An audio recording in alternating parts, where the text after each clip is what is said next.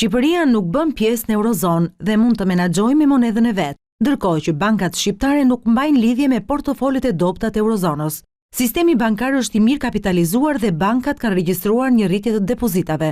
Shqipëria nuk aplikon programe shtrënguese si vendet periferike të Eurozonës për të korrigjuar pabarazitë fiskale dhe të borxhit. Janë këto disa nga arsyet pse e bëjnë Shqipërinë të qëndrojë larg problemeve aktuale të krizës në vendet e monedhës euro. Duke analizuar krizën greke dhe efektet e saj, ekspertët botëror të ekonomisë dhe financave të mbledhur në një simpozium të organizuar nga Tirana Business University kanë shpjeguar se nëse preket dhe sa preket ekonomia shqiptare nga kriza e vendeve fqinje. Stefan Barkley Strauss, menaxher me eksperiencë në veprimtari biznesie bankare në Europën Juglindore, Perëndimore dhe Shtetet e Bashkuara të Amerikës, shprehet optimist se Shqipëria do të mund të kalojë përtej krizës që ka përfshirë vendet fqinje të saj dhe do të ndjek rrugën pozitive të zhvillimit.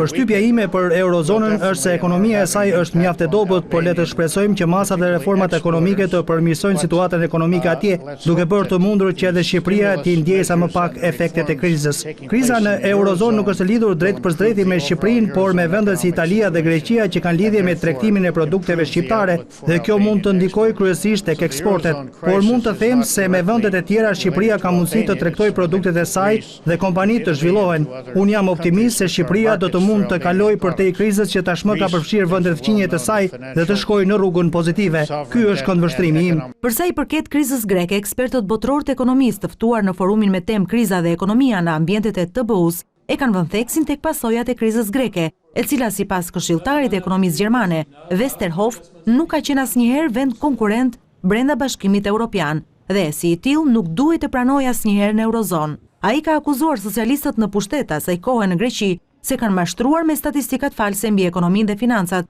për të hyrë në monedhën euro, duke rrezikuar kështu edhe vetë ekzistencën e Eurozonës.